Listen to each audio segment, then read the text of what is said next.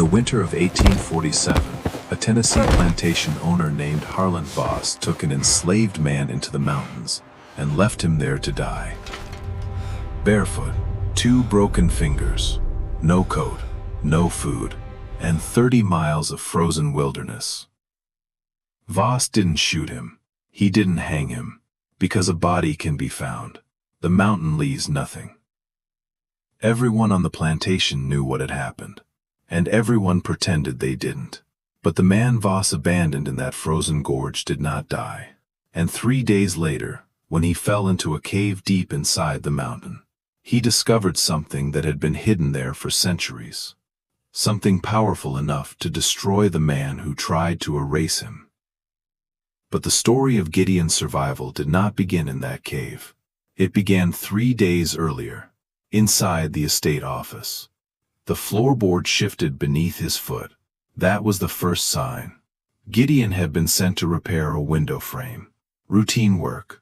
A room he had entered many times before. But the board beneath the window brace sat wrong. Loose. Recently moved. When he lifted it, he found a leather-bound ledger wedged between the floor joists. The book was worn soft from years of handling. The pages thick, the ink careful, precise. Gideon read it in less than 4 minutes. His breathing slowed. His body went perfectly still. The way a man becomes still when he knows that moving too quickly could cost him everything. Line by line, the truth revealed itself. Forged signatures, dead witnesses, land transfers written in the careful handwriting of Harlon Voss himself. 400 acres stolen over 15 years. Widows cheated, families robbed, men who had been buried for years still signing documents from the grave. Gideon closed the ledger, placed it back exactly where he found it, reset the floorboard, finished repairing the window, and walked out of the room. He might have lived the rest of his life in silence, but Harlon Voss walked through that door the same afternoon, and a man who has built his entire life on buried secrets can sense the moment someone else learns one. It is not something you see. It is something you feel. Voss said nothing that evening. He attended church the next morning, shook hands in the yard, sang both verses of the closing hymn, and somewhere between the first verse and the second, he decided Gideon had to disappear. He came to Gideon's quarters after dark, alone. No overseer, no shouting, no threats, just 4 quiet words. Be ready before first light. Before dawn the next morning, they loaded Gideon into a wooden cart. His wrists were bound. His feet were bare. As the plantation lights faded behind the hills, Gideon saw a woman standing near the dye house. Nora. She did not move. She did not call out. But in the half-second their eyes met. Something passed between them. Not goodbye. Something closer to a command. Remember everything. The cart rolled north, deeper into the Cumberland Plateau, and somewhere in the darkness ahead, the mountain was waiting. What Harlon Voss did not understand was that leaving a man to die is not always the same thing as killing him. The mountain took the feeling in his feet first. Not all at once. Slowly, deliberately, the way winter does everything. At first there was pain. Sharp, constant, each step burning through the soles of his feet. Then the pain faded. A man who works outdoors in Tennessee winters knows what that means. When the pain leaves, something worse has taken its place. Gideon moved north along a frozen creek bed, not because he knew where it led, because north meant away from Harlon Voss, and water meant life. Every step was instruction now. Move. Breathe. Move again. The 2 broken fingers on his right hand were already swelling. Purple. Rigid. He wrapped them with a strip torn from his shirt. Not tight. Just enough to keep them from bending the wrong way.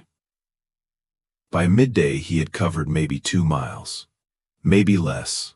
Distance becomes unreliable when survival is the only goal. The forest changed as he climbed. Hardwood trees thinned. Scrub pine replaced them. Sandstone began appearing through the frozen soil. The wind moved differently here. Sharper, less forgiving. He stopped once. Only once. He crouched beside the frozen creek, pressed both hands against the ice, and breathed through his nose until the shaking passed. Then he started walking again. As night approached, the temperature dropped even further. The sky turned the color of dull metal. Gideon found a hollow in a limestone bluff, barely deep enough to shield him from the wind. He crawled inside, pulled his knees to his chest, wrapped his arms around himself. Sleep did not come. Not really. Something closer to drifting. Waves of unconsciousness between shivering breaths. The rock behind him held a trace of warmth from the previous day's sunlight. Not enough to help, just enough to notice. Gideon had spent 34 years surviving small things, small advantages, small moments. That night, that tiny warmth was enough. Morning arrived gray and cold. The world looked the same in every direction. Rock, trees, frozen water. He started walking again, slower now, each step deliberate, each movement costing more than the one before it. To keep himself moving, he began speaking aloud. Not prayers, not memories, numbers, names, figures from the ledger. Harrove parcel, 80 acres, Eastern Ridge, January 1839. Callaway tract, 110 acres. Witness Thomas Greer. Thomas Greer had been dead 4 months when the document was signed. Gideon spoke each name into the cold air, each number, each stolen acre, because as long as the truth existed somewhere outside his mind, it could not disappear. By afternoon the sky turned white, then gray, then something between the two. The storm arrived without warning, sleet driven sideways by the wind, sharp enough to sting exposed skin. Gideon crawled beneath a sandstone shelf, pressed himself against the rock, waited. The storm lasted 6 hours. 2 deer appeared in the clearing below, standing close together, not touching, just close enough to share the cold. Gideon watched them through the falling ice. One collapsed first, then the other, quietly, without struggle. The mountain took them the same way it took everything else. Gideon kept breathing. That was the only advantage he had left. Day 3 came slowly. Pain returned to his feet in dull waves, which meant they were still alive. He climbed a narrow limestone shelf above the valley floor. Careful, measured. The rock beneath his left foot shifted, just a little. Then the entire edge gave way. The world flipped. Stone broke beneath him. His hands grabbed for something that wasn't there. And Gideon Cain disappeared into the mountain. He landed hard. Air exploded from his lungs. Pain tore through his ribs. For a long moment, he could not breathe. Then slowly, air returned. Painfully, expensively, but possible. He lay still in the darkness, taking inventory. Ribs injured. Fingers worse. Feet numb but intact. Alive. Above him, the hole he had fallen through showed only a circle of gray sky, too high to climb, too narrow for light. But deeper inside the cave, something else glowed, a faint blue-white light. Cold, steady, impossible. Gideon turned his head toward it, slowly, carefully, and began to crawl. The light did not flicker. It did not move. It simply existed, cold, blue, steady in the darkness. Gideon crawled toward it, slowly, every movement careful, every breath measured against the pain in his ribs.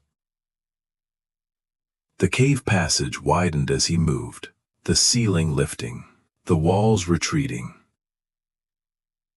For 3 days the world had been narrow, rock, trees, frozen ground.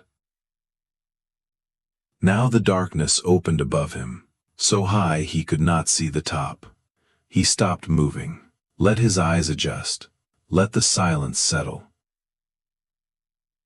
Then he saw where the light was coming from, a narrow fracture in the ceiling, 30 feet above the chamber floor. Winter sunlight falling through the stone, a perfect column of pale light. And beneath it, something waiting. At first Gideon did not understand what he was seeing. His mind tried to make sense of shapes that did not belong in a mountain cave. Then the details sharpened. Copper, large plates of hammered copper, each one wide as a wagon wheel, resting on natural stone shelves. Their surfaces were covered in carvings, birds with outstretched wings, warriors standing in ceremonial pose, spiraling patterns that seemed to move when the light touched them. The metal had darkened with age, deep reddish-brown, but where the winter light struck the carved edges, the copper still glowed. Beside them stood painted vessels, clay-fired deep red and black, each one shaped into a human face, not identical, not symbolic, specific, individual, the expressions frozen somewhere between grief and defiance. Along the far wall stood rows of carved stone figures, each about the height of a man's hand, each carved with patient detail. Someone had made them carefully, one at a time. And at the center of the chamber, on a raised platform of limestone, stood a burial urn wrapped in aged deerskin. The cord binding it was still tied, still intact. The chamber was enormous, the size of a plantation barn, yet the floor was undisturbed. No footprints, no broken dust. Nothing had entered this place for centuries. Gideon crawled to the nearest copper plate. The metal felt impossibly heavy when he lifted it. The weight settled into his palms with quiet authority. For 34 years, every tool he had touched belonged to someone else. Every object borrowed, every possession temporary. His hands had learned to hold things lightly, the way a man holds something he knows will soon be taken away. This felt different. The copper did not feel borrowed. It felt patient. He raised it slightly into the shaft of winter light. The carvings came alive in the glow, copper turning amber, then gold. Gideon's jaw slowly opened, not in greed, not in triumph, something older than either, the quiet shock of encountering something sacred.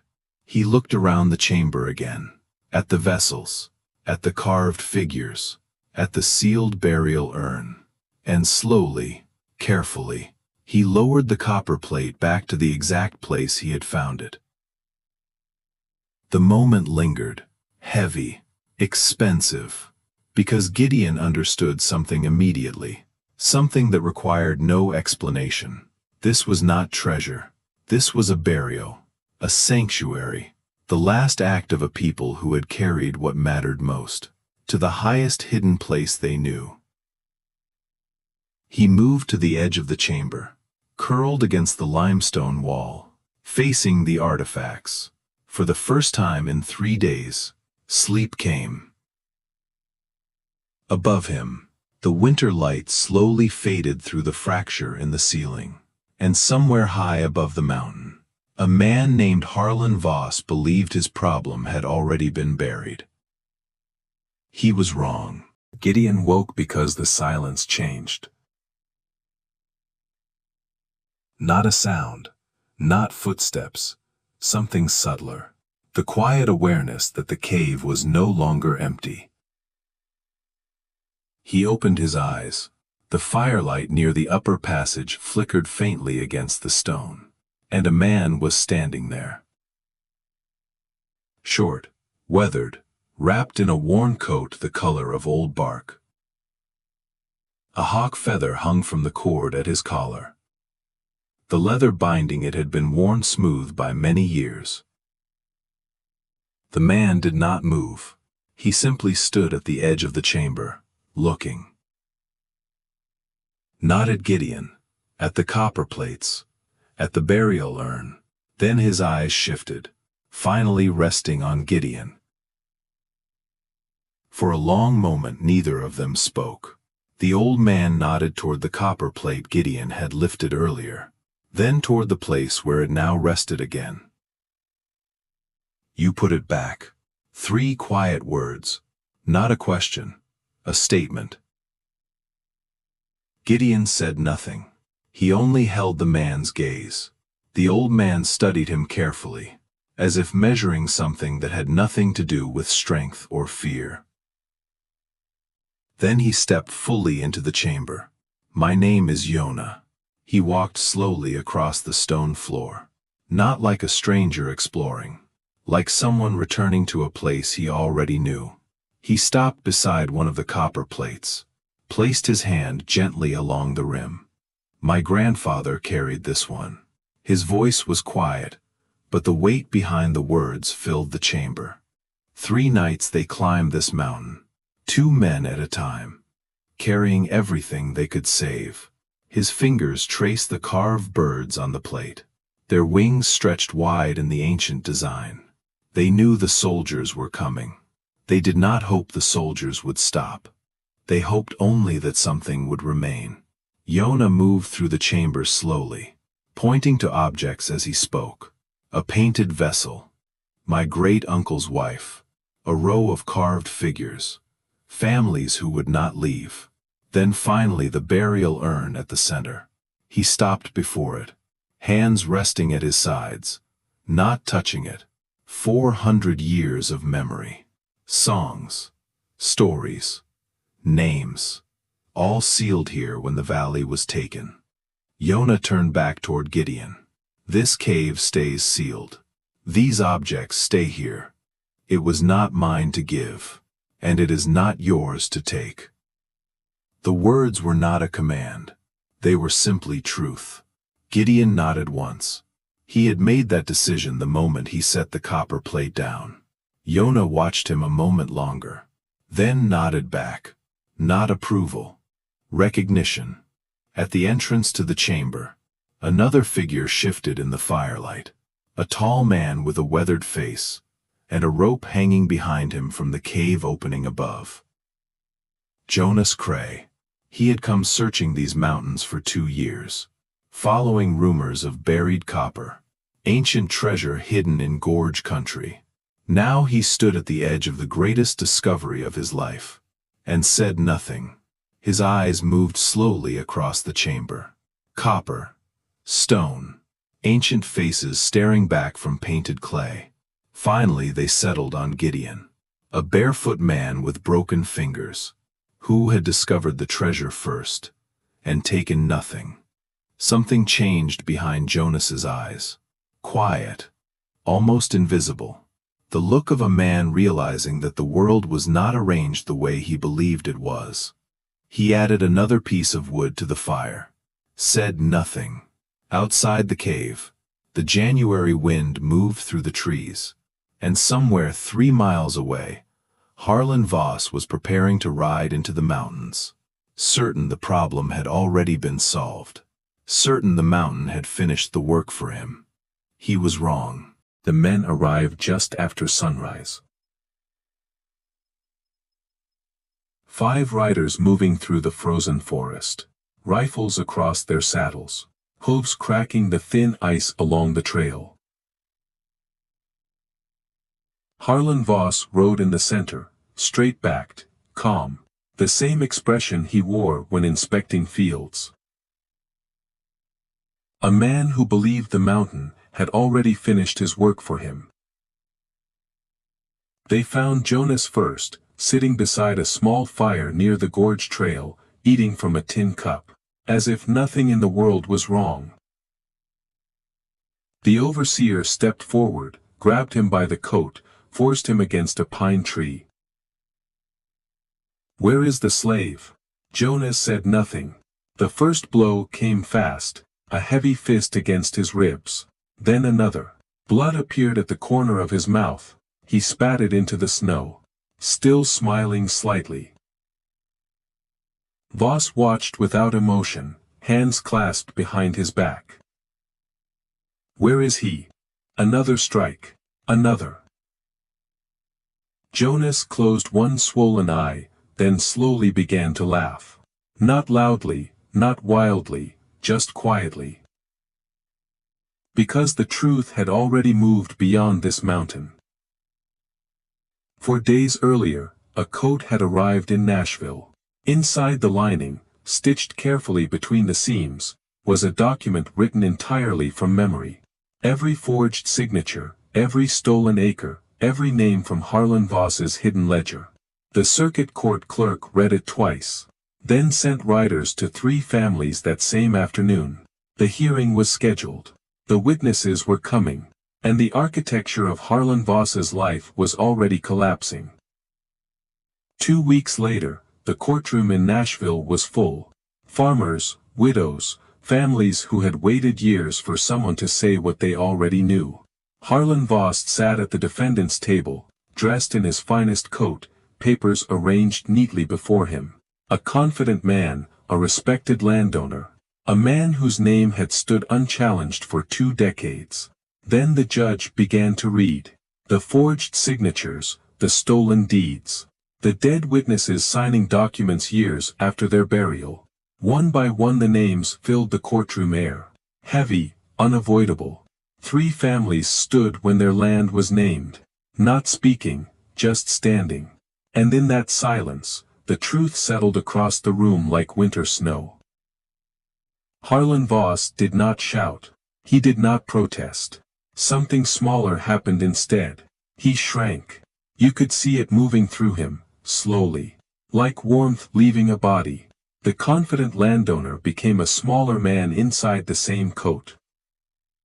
The judge finished reading. The verdict followed. The land returned to the families. The deeds restored. Harlon Voss walked out of the courtroom a finished man. History did not bother recording what happened to him afterward. He was no longer important enough. Weeks earlier, far north of Tennessee, Gideon Cain crossed the Ohio River. The winter sky above him wide and gray, the road ahead empty. He wore a coat given to him at the cave entrance. Shoes bought quietly in a Kentucky town. And in his memory, a chamber of copper and stone hidden deep inside a mountain. A fortune he had touched, and left behind. Some treasures are not meant to be taken. Some histories survive only because someone chooses to protect them. Gideon walked north, searching for the son who had been taken from him years earlier, carrying nothing in his hands, and everything that mattered inside him. Far behind him, the Cumberland Plateau rose silent and enormous. And deep inside one of its mountains, the copper plates still waited in the dark. Exactly where they had always been. Protected. Remembered.